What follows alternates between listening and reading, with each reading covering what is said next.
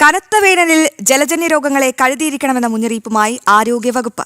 എറണാകുളം ജില്ലയിൽ അമീബിക് മസ്തിഷ്ക ജ്വരം റിപ്പോർട്ട് ചെയ്തുവെങ്കിലും ആശങ്ക വേണ്ട എന്നും ആരോഗ്യവകുപ്പ് അറിയിച്ചിട്ടുണ്ട്. വീര്യം കുറഞ്ഞ ഇനം അമീബയാണ് മസ്തിഷ്ക ജ്വരത്തിന് കാരണമായതെന്നും കണ്ടെത്തിയിട്ടുണ്ട്. വിവരങ്ങളുമായി രേഷ്മ ബാബു ചേരുന്നുണ്ട്. രേഷ്മ, അവിടെ നിന്ന് ഒരു ഗുഡ് മോർണിംഗ് പറയാൻ കഴിയുന്ന സാഹചര്യമാണോ എന്നറിയില്ല. ഈ ആരോഗ്യവകുപ്പ് പറയുന്നുണ്ട് ഈ അമീബിക് മസ്തിഷ്ക ജ്വരം റിപ്പോർട്ട് ചെയ്തുവെങ്കിലും ആശങ്കപ്പെടേണ്ട കാര്യമില്ല എന്ന്. പക്ഷേ നമുക്ക് ആശങ്കപ്പെടാതിരിക്കാൻ എങ്ങനെ കഴിയും? സ്വാഭാവികമായും ജനങ്ങൾക്ക് ആശങ്കയുണ്ട്. കാരണം പലതരത്തിലുള്ള ആശങ്കയാണ് ഈ ചൂടുകാലത്ത് ഇങ്ങനെ കൂടിക്കൂടി വരുന്നത്, അല്ലേ? അമീബിക് മസ്തിഷ്ക ജ്വരത്തിന് പുറമെ മറ്റേതൊക്കെ ജലജന്യ രോഗങ്ങൾക്കാണ് ജാഗ്രതാ മുന്നറിയിപ്പ് നൽകിയിരിക്കുന്നത്?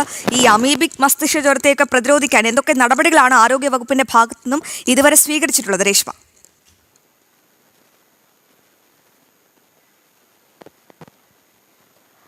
സുരേഷ്, അശ്വതി, മോർണിംഗ്.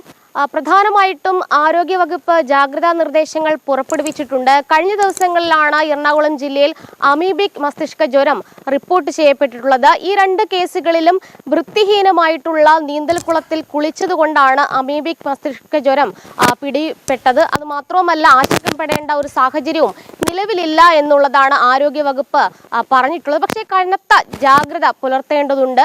ഈ അമീബിക് മസ്തിഷ്ക ജ്വരം കൂടാതെ മറ്റ് ജലജന്യ രോഗങ്ങളായ മഞ്ഞപ്പിത്തം, ടൈഫോയിഡ്, വയറിളക്കം തുടങ്ങിയ രോഗങ്ങൾക്കെതിരെ പ്രതിരോധം വേണ്ടതുണ്ട് എന്നുള്ളതാണ് ആരോഗ്യവകുപ്പ് പറഞ്ഞിട്ടുള്ളത്. നേരത്തെ ഈ അമീബിക് മസ്തിഷ്ക ജ്വരം റിപ്പോർട്ട് ചെയ്യപ്പെട്ടുള്ള രണ്ട് കേസുകളിലും ഈ കൃത്യമായിട്ടുള്ള പരിശോധനകൾ ആരോഗ്യവകുപ്പിന്റെ ഭാഗത്തു നിന്നും ഉണ്ടായിരുന്നതാണ്. എന്തായാലും രണ്ട് രോഗികളും ആശുപത്രി വിട്ടിട്ടുണ്ട്. വീര്യം കുറഞ്ഞ ഇനം അമീബയാണ് ഈ മസ്തിഷ്ക ജ്വരം പടർത്തിയിട്ടുള്ളത്. അതുകൊണ്ട് തന്നെയാണ് ആശങ്കപ്പെടേണ്ട സാഹചര്യമില്ല എന്ന് ആരോഗ്യവകുപ്പ് അധികൃതർ വ്യക്തമാക്കിയിട്ടുള്ളത്. പക്ഷേ ഈ ജലജന്യ രോഗങ്ങൾക്കെതിരെ കനത്ത ജാഗ്രത പുലർത്തണം.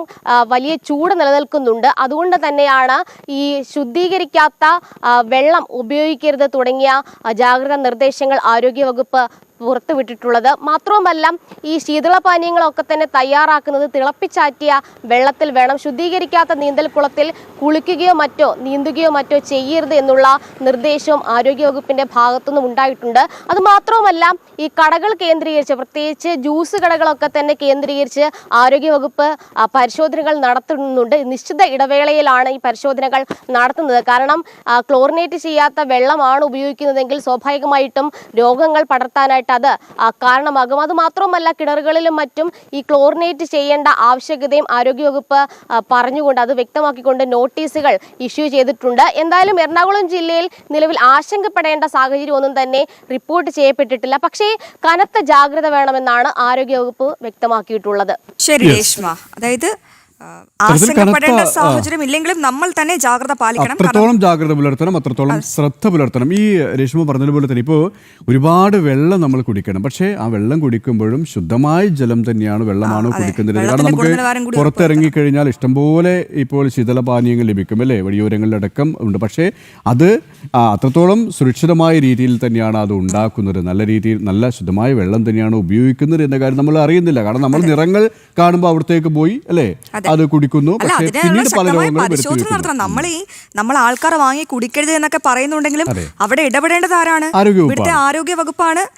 അതുപോലെ തന്നെ ഫുഡ് സേഫ്റ്റി ഓഫീസേഴ്സ് ആണ്. അവർ കൃത്യമായി ഇടപെടണം. അല്ല, അതുകൊണ്ടാണ് ഈ കൃത്യമായ പരിശോധനകൾ ഉണ്ടാകുന്നില്ല എന്നുള്ള വിമർശനങ്ങൾ ഇതിനൊക്കെ ഉണ്ടായിട്ടുണ്ട്. കാരണം പല രീതിയിലാണ് ഈ ആശങ്ക നിലനിൽക്കുന്നത്. ഇപ്പോൾ ഇങ്ങനെ ഇനി ഇതുമായി ബന്ധപ്പെട്ട രോഗങ്ങളും വർദ്ധിച്ചു വരാനുള്ളൊരു സാധ്യതയുണ്ട്. വൃത്തിഹീനമായ അന്തരീക്ഷത്തിൽ ഉണ്ടാക്കുന്നതും അങ്ങനെയുള്ള വെള്ളം ഉപയോഗിക്കുന്നതും ഇനി എന്തൊക്കെ രോഗങ്ങൾ വരുത്തി വെക്കുമെന്ന് നമുക്ക് കണ്ടറിയേണ്ടതുണ്ട്. അവിടെയാണ് കൃത്യമായ ഇടപെടൽ ആരോഗ്യവകുപ്പിന്റെ ഭാഗത്ത് നിന്നും ഇനിയെങ്കിലും ഉണ്ടാകേണ്ടത്.